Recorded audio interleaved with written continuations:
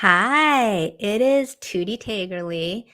Tuesday, not quite at noon. I'm like 4 hours late today, but coming to you from San Francisco, California, on the west coast of the United States. And today's topic is owning your seat at the table. It's interesting. It's something that has been a point of discussion in a lot of my communities over this past week, and that'd be interesting to share a little bit about that and talk about some metaphors and analogies for it. I think in tech, amongst the design community, there's a lot of conversation about, as a designer, how do I make sure that I really get that seat at the table, get into, the room where it happens, if you will. And I've forgotten I'd queued up a song. God help and forgive me. I want to build something that's gonna outlive me. What do you want, girl? What do you want, girl?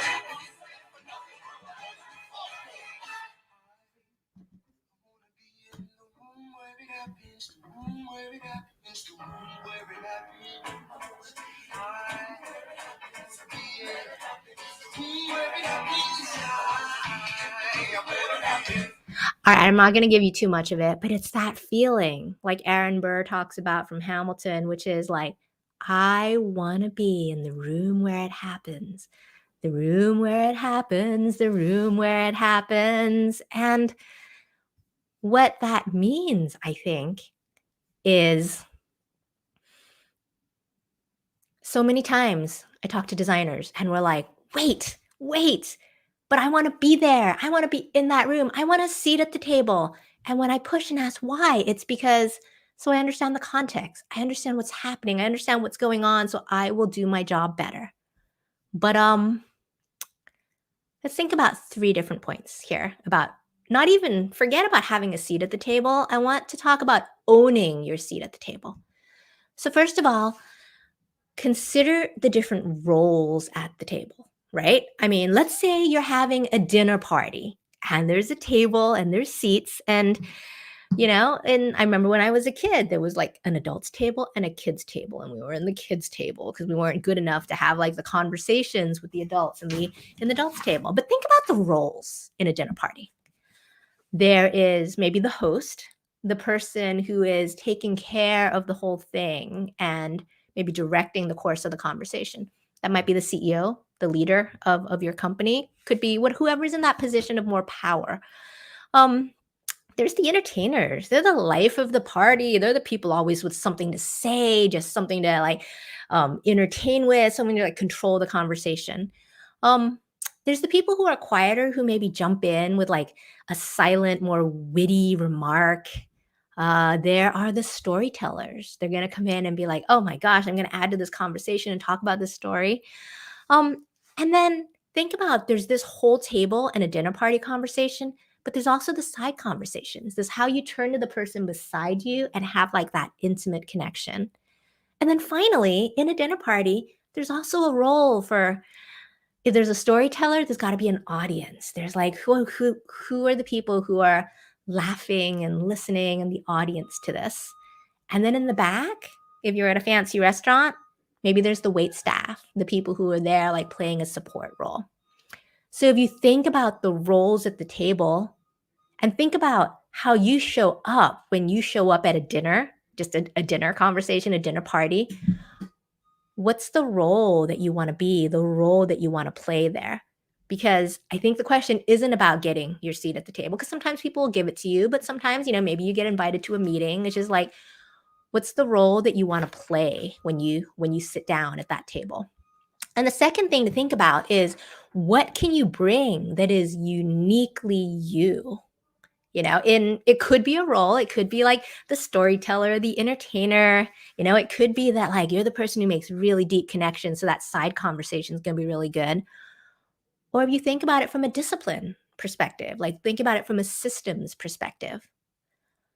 In product, in tech, a engineer is going to be the person who is really going to know how to build that thing.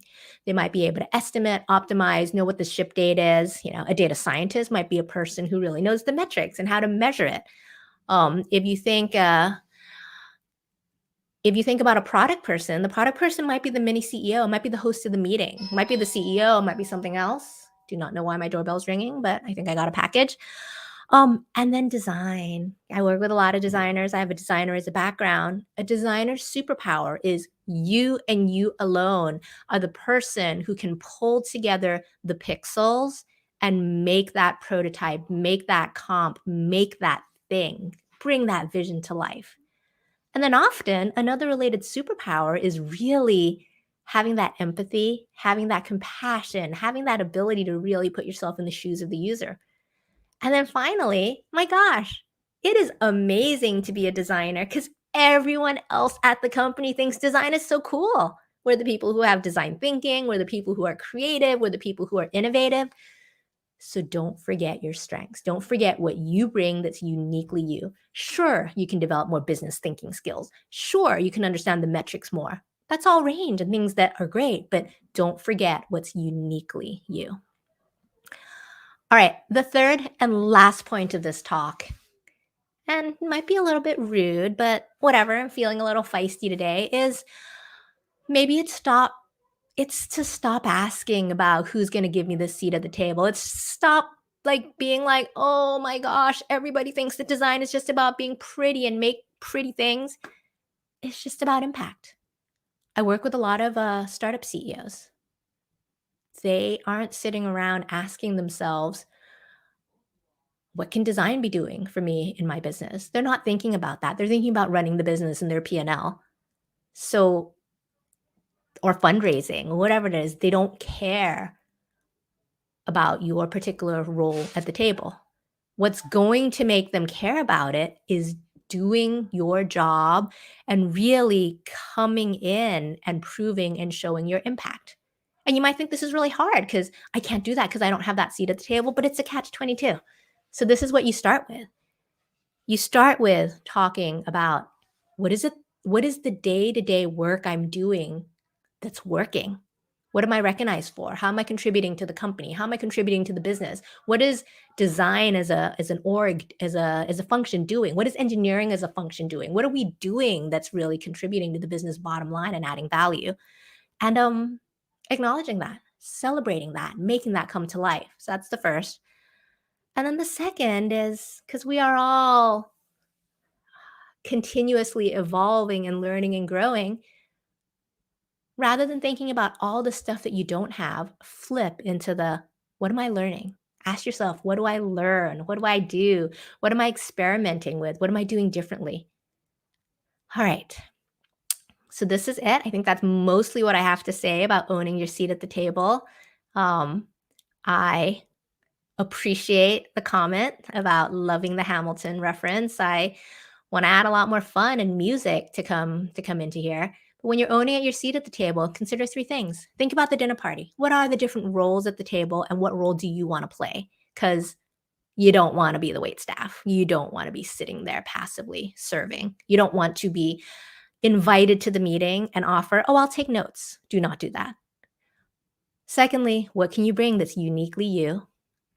And then finally, related to owning your seat at the table, what's the impact that you're giving and doing right now? Own that, own what's working for you, and own what you want to learn more of.